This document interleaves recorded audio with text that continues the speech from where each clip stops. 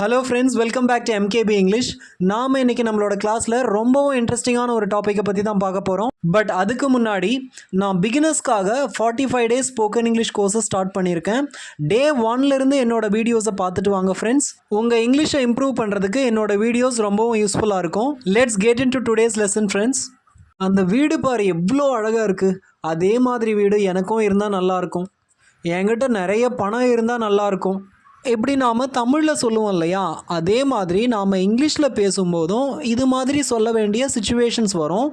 So அப்படி அந்த situations வரும்போது நாம் அதை எப்படி இங்கிலீஷில் சொல்லலாம் அப்படின்னு பார்க்கலாம் ஃப்ரெண்ட்ஸ். இதை இங்கிலீஷில் சொல்கிறதுக்கு நமக்கு தேவையான சென்டென்ஸ் ஸ்ட்ரக்சர் என்னன்னு பார்த்தோம்னா, ஐ விஷ் ஐ ஹேட். இந்த I wish I had sentence ஸ்ட்ரக்சரை எந்த சுச்சுவேஷனில் யூஸ் பண்ணுவோம் அப்படின்னா, நம்ம கிட்ட ஒரு பொருள் இல்லை, ஆனால் அது இருந்தால் நல்லா இருக்கும் அப்படின்னு நாம் ஃபீல் பண்ணுவோம் இல்லையா, ரிக்ரெட் பண்ணுவோம் இல்லையா, வருத்தப்படுவோம் இல்லையா, அந்த மாதிரியான சுச்சுவேஷனில் தான் இந்த ஐ விஷ் ஐ ஹேடை யூஸ் பண்ணணும். கவர்மெண்ட் சில சமயம் ஆப்ஷனல் ஹாலிடே அப்படின்னு ஸ்கூல்ஸ்க்கு கொடுப்பாங்க. அப்போது சில ப்ரைவேட் ஸ்கூல் ஸ்கூலை வச்சுருக்கோம், சில ப்ரைவேட் ஸ்கூல் லீவ் விட்டுருவாங்க. அப்போ பசங்களுக்கெல்லாம் என்ன தோணும் அப்படின்னா, மற்ற ஸ்கூல் மாதிரி நமக்கும் லீவ் விட்டால் நல்லா இருக்கும் அப்படின்னு தோணும் இல்லையா. இதை எப்படி இங்கிலீஷில் சொல்லலாம் அப்படின்னா, I wish we had a holiday like other schools. I wish we had a holiday like other schools அப்படின்னு சொல்லலாம். இங்கே இந்த I wish I had sentence ஸ்ட்ரக்சரில் ஐ விஷுக்கு அடுத்து ஐ ஹேடை யூஸ் பண்ணியிருக்கேன் இல்லையா. இந்த ஹேடுக்கான மீனிங் என்ன அப்படின்னா, நமக்கு ஒரு பொருள் சொந்தமானதாக இருந்தால், நமக்கு கிடைச்சா அப்படின்னு அர்த்தம். சரி, இங்கே ஹேடை தான் யூஸ் பண்ணணுமா, வேறு எந்த வேர்பும் யூஸ் பண்ணக்கூடாதா அப்படின்னு கேட்டிங்கன்னா, இப்போ இதையே கூட நீங்கள் I wish our school gave us a holiday, I wish our school gave us a holiday அப்படின்னு கூட சொல்லலாம். நம்ம ஸ்கூல் கூட ஹாலிடே கொடுத்தா நல்லா இருக்கும் அப்படின்னு அர்த்தம். இங்கே கொடுத்தா அப்படின்னு நான் சொல்கிறதுனால இங்கிலீஷில் கேவ் அப்படின்ற வேர்டை யூஸ் பண்ணியிருக்கேன். எப்போவுமே ஒன்று ஞாபகம் வச்சுக்கோங்க, ஐ விஷ் சென்டென்ஸ் ஸ்ட்ரக்சரில் விஷுக்கு அடுத்து V2 ஃபார்ம் ஆஃப் வேர்பு தான் யூஸ் பண்ணணும். கிவ்வோட பாஸ்டன்ஸ் கேவ், கிவ்வுக்கு V2 கேவ், அதனால் நான் கேவை யூஸ் பண்ணியிருக்கேன். அதே மாதிரி இதுக்கு முன்னாடி பார்த்த சென்டென்ஸில் ஹேவோட பாஸ்டன்ஸ், ஹேவோட V2 என்னென்னா ஹேட், அதனால தான் நான் இதுக்கு முன்னாடி பார்த்த சென்டென்சஸில் ஐ விஷ் ஐ ஹேட் அப்படின்னு சொல்லியிருக்கேன். இப்போது இன்னொரு ரொம்ப முக்கியமான விஷயம் என்ன அப்படின்னா, என்னதான் நாம் இந்த I wish I had sentence ஸ்ட்ரக்சரில் ஐக்கு அடுத்து ஹேடை யூஸ் பண்ணாலும், பாஸ்டென்ஸை யூஸ் பண்ணாலும் அது பாஸ்ட் டென்ஸை குறிக்காது. ஹேவ் ப்ரெசன்ட் டென்ஸ் தான். அந்த ஹேவோட V2 அதாவது பாஸ்ட் டென்ஸ் ஹேடு தான். என்ன தான் அது ஹேடாக இருந்தாலும், என்ன தான் அது பாஸ்ட் டென்ஸ் வேர்பாக இருந்தாலும் அது பாஸ்ட்டை குறிக்காது, ப்ரெசன்ட் டென்ஸை தான் குறிக்கும். நான் இந்த ஹேடு என்ன தான் பாஸ்ட் டென்ஸாக இருந்தாலும் ப்ரெசன்ட் டென்ஸை குறிக்கும்னு சொன்னேன் இல்லையா, இது இந்த சென்டென்ஸ் ஸ்ட்ரக்சருக்கு மட்டும்தான் பொருந்தும். I wish I had sentence ஸ்ட்ரக்சருக்கு மட்டும்தான் பொருந்தும். மாமூலாக நாம் வெறும் ஐ ஹேட் அப்படின்ற சென்டென்ஸ் ஸ்ட்ரக்சரை யூஸ் பண்ணணும் அப்படின்னா அது அங்கே பாஸ்ட் டென்ஸ் தான், அது பாஸ்ட் டென்ஸ் தான் குறிக்கும்.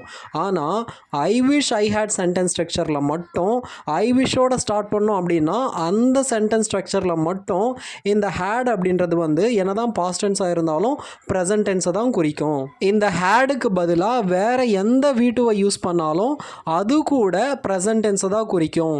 இப்போ ஐ விஷ் ஐ கேம் அப்படின்னாலும், ஐ விஷ் ஐ கேவ் அப்படின்னாலும், ஐ விஷ் ஐ ரெட் அப்படின்னாலும், ஐ விஷ் ஐ பாட் அப்படின்னாலும் எல்லாமே இதெல்லாம் பாஸ்ட் வர்பு தான், ஆனாலும் ப்ரெசன்ட் டென்ஸை தான் குறிக்கும். I wish I had more time, I wish I had more time, எனக்கு இன்னும் டைம் கிடைச்சா நல்லாயிருக்கும் அப்படின்னு சொல்கிறேன் இல்லையா.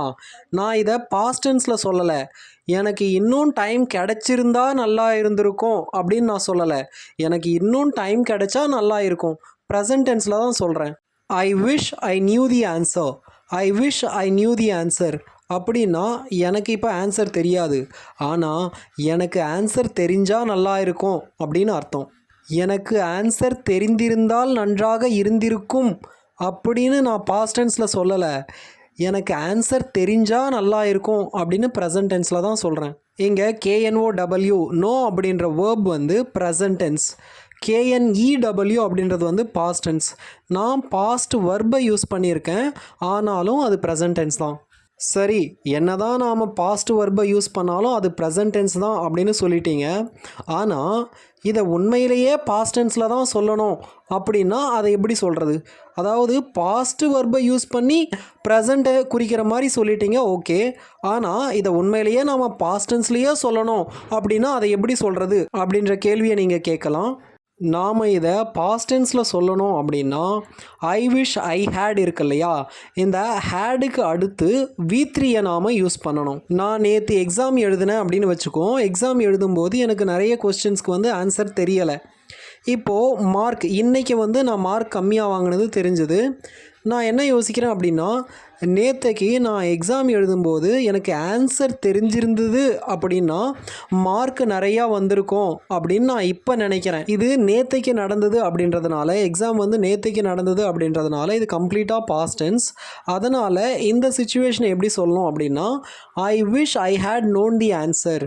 ஐ wish I had known the answer. ஹேடுக்கு அப்புறம் V3யை யூஸ் பண்ணணும். Know V1, knew V2, known V3. I wish I had known the answer அப்படின்னா எனக்கு நேற்றுக்கு எக்ஸாம் எழுதும்போது ஆன்சர் தெரிஞ்சிருந்தது அப்படின்னா நல்லா இருந்திருக்கும் அப்படின்னு அர்த்தம். சரி, இப்போ நான் எக்ஸாம் எழுதுகிறேன், எனக்கு ஆன்சர் தெரியலை. இப்போ நான் எக்ஸாம் எழுதிக்கிட்டே நான் என்ன நினைக்கிறேன் அப்படின்னா, எனக்கு ஆன்சர் தெரிஞ்சால் நல்லா இருக்கும் அப்படின்னு நான் நினைக்கிறேன். இது வந்து ப்ரெசன்ட் டென்ஸ். ஏன்னா நான் இப்போ எக்ஸாம் எழுதிக்கிட்டு இருக்கேன். இந்த சமயத்தில் நான் யோசிக்கிறேன், எனக்கு ஆன்சர் தெரிஞ்சால் நல்லா இருக்கும் அப்படின்னு. இந்த சிச்சுவேஷனில் தான் நாம் முதல்ல பார்த்தோம் இல்லையா, அந்த சென்டென்ஸ் ஸ்ட்ரக்சரை யூஸ் பண்ணணும். என்னென்னா, I wish I knew the answer. I wish I knew the answer. I wish I knew the answer அப்படின்னா எனக்கு ஆன்சர் தெரிஞ்சால் நல்லா இருக்கும் அப்படின்னு அர்த்தம். I wish I knew the answer present tense. I wish I had known the answer past tense. நாம் இந்த past tense அப்படின்னு சொன்னோம் இல்லையா, இந்த சிச்சுவேஷனை எப்போ யூஸ் பண்ணுவோம் அப்படின்னா, நடந்து போன ஒரு விஷயத்து மேலே நாம் கவலைப்படுறப்போ தான் இந்த பாஸ்ட் டென்ஸ் சிச்சுவேஷனை யூஸ் பண்ணுவோம். I wish I had known the answer. எனக்கு ஆன்சர் தெரிஞ்சிருந்தது அப்படின்னா நல்லா இருந்திருக்கும் அப்படின்னு ஏற்கனவே நேற்றைக்கு முடிஞ்சு போன ஒரு விஷயத்து மேலே நான் கவலைப்பட்டுக்கிட்டு இருக்கேன். அதனால தான் நான் இந்த சென்டென்ஸ் ஸ்ட்ரக்சரை யூஸ் பண்ணுறேன். அவ்வளோதான் ஃப்ரெண்ட்ஸ். இந்த சென்டென்ஸ் ஸ்ட்ரக்சரை, அதாவது I wish I had sentence ஸ்ட்ரக்சரை எந்த சிச்சுவேஷனில் யூஸ் பண்ணணும் அப்படின்னு உங்களுக்கு புரிஞ்சிருக்கும்னு நினைக்கிறேன். இந்த வீடியோ உங்களுக்கு பிடிச்சிருந்தது அப்படின்னா லைக் பண்ணுங்கள். மறக்காமல் என்னோட சேனலுக்கு சப்ஸ்கிரைப் பண்ணுங்கள் ஃப்ரெண்ட்ஸ். தேங்க்யூ.